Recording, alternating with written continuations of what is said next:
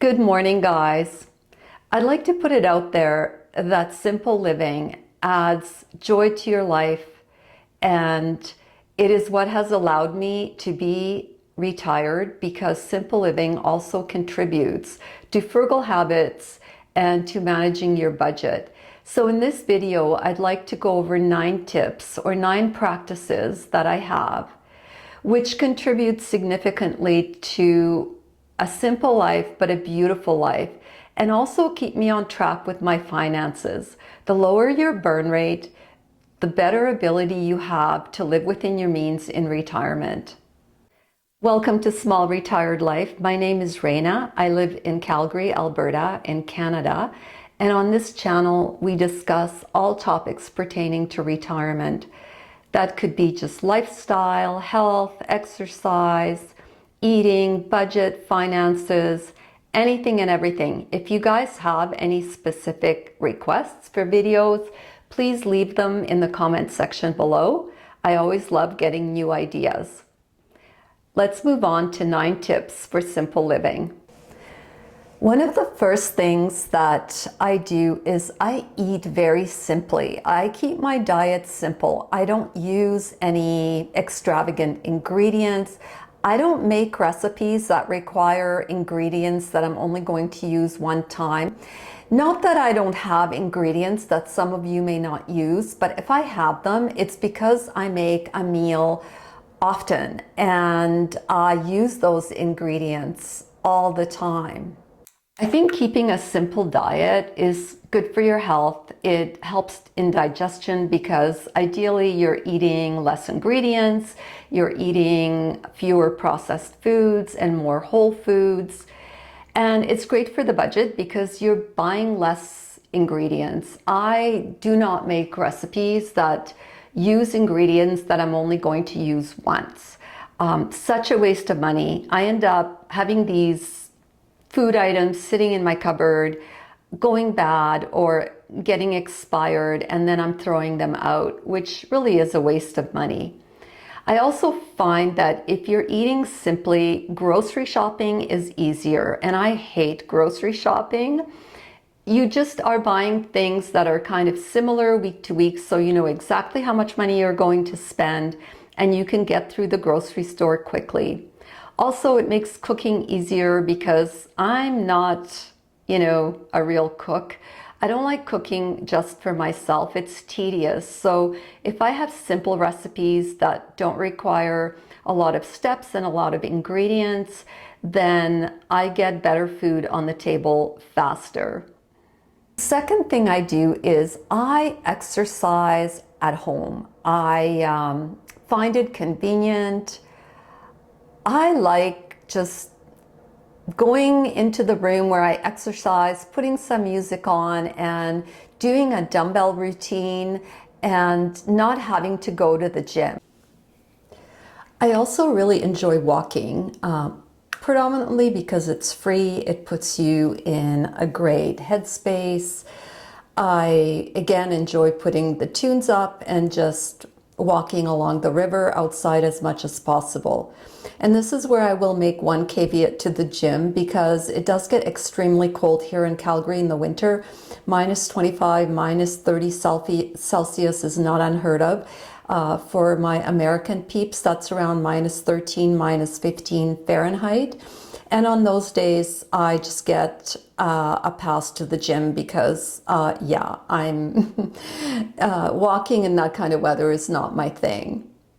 The third thing is that I keep a simple wardrobe, and part of that is that it reduces clutter, it's more comfortable, it's, again, takes away decision fatigue, and most importantly, just, dress for the life you have. When I was working, I was wearing suits and dresses. I had to do public speaking. I had to look on point all the time. And now that I'm retired, my needs are different. My needs are comfort, being able to get up and go outside for a walk. And that's easier done if you're dressed for it already. So I tend to wear very simple, very basic things. I find that when I dress simply, I shop less, and I definitely feel more comfortable, and I have more confidence because I'm still dressed nicely, but I don't really think about it anymore. I think about other things, and that makes me feel good. The fourth thing is I've stopped buying most home decor items, and especially cheap home decor items. And home sense, you know, both a curse and a blessing. I swear to goodness that the vintage of the future will all have come from HomeSense or IKEA or somewhere like that. I try and stay away from buying a lot of seasonal home decor. These types of things are such budget wasters. They use up a lot of money and they add to the clutter in your home.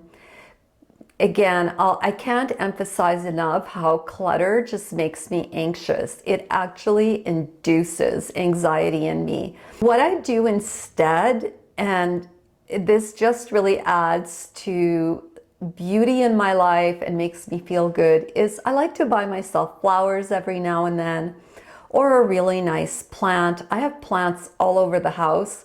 I guess I'm a bit of a plant lady.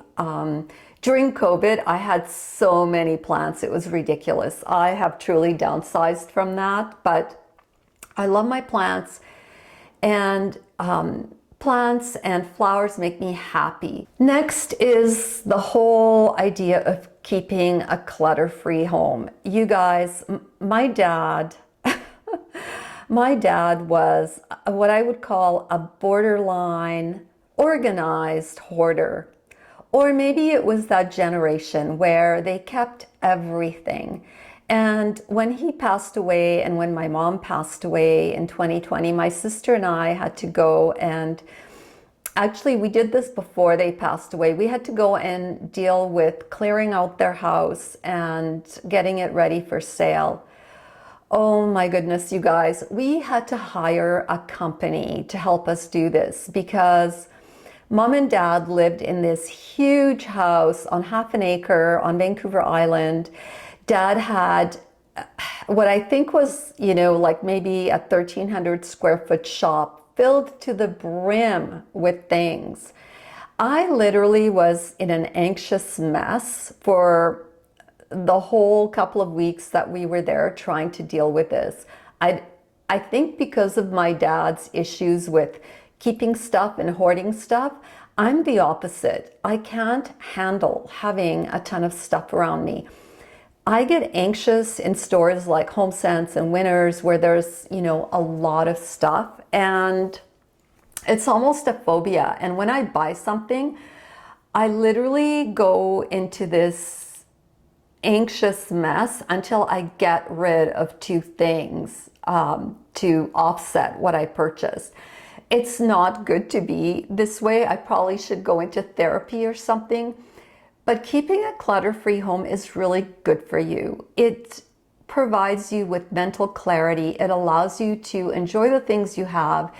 And I think it makes your environment more beautiful and more soothing. And when you're retired, like me, and you're a homebody, you're in your home all the time.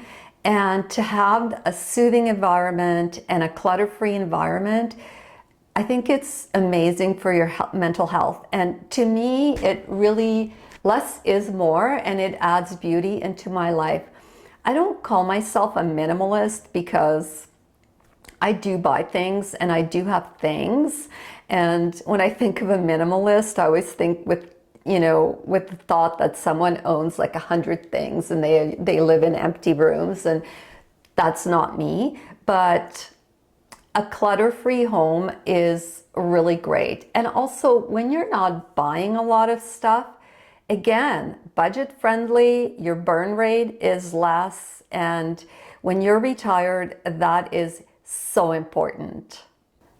Number 6, I keep very simple routines. I don't overburden my life. I love that because when I was working, I was always so stressed and so busy, and I was doing 1,000 things. I traveled for work extensively.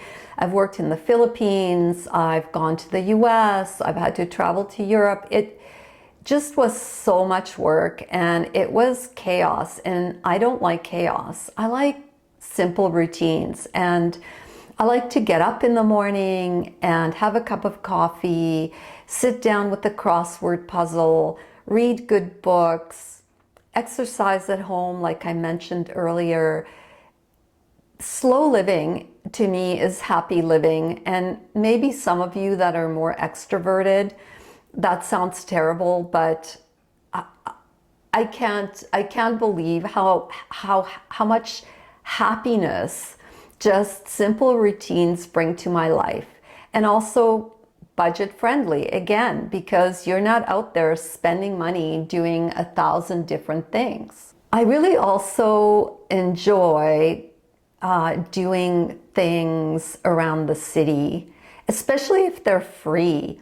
I love art and I love cultural things, and so I like to go to some of the galleries around the city. I like to go to the opera. My sister and I have purchased season tickets to the opera. They were very cost effective here in Calgary, and it's just fun to get out. Today, I'm going to an art event that's hosted by one of the local galleries. It's free to attend, get to see other people, get to learn things about art. I think that art and cultural events just enrich your day to day. The other thing I find with attending events like this is they amplify my own creativity, and they kind of help when I do these videos because you just learn about composition, you learn about how things look in certain light, you see people dressed in certain ways, which inspires you to maybe, even if you are dressing simply, to just dress more creatively or to use the items that you have in a different way.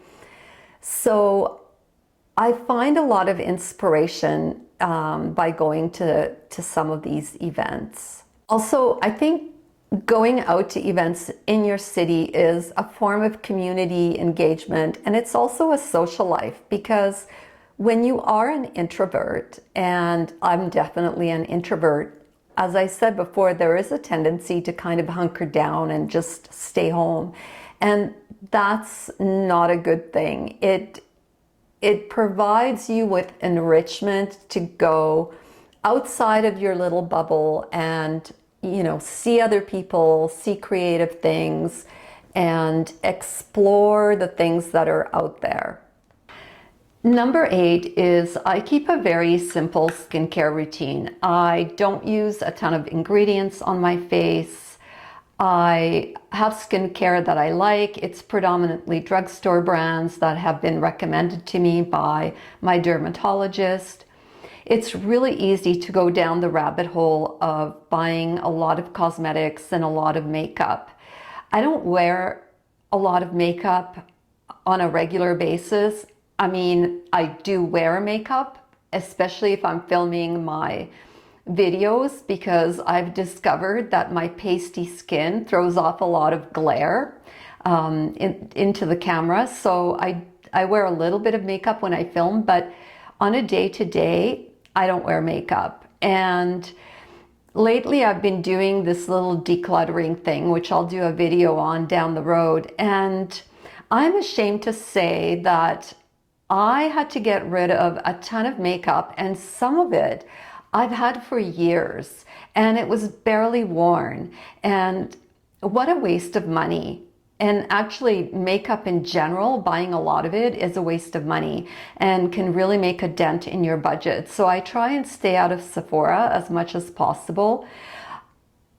I do enjoy the odd lipstick. I love, wearing tinted lip balms. So, I mean, it's not like I don't wear anything, but I'm really conscious of how much money I'm spending on skincare and makeup.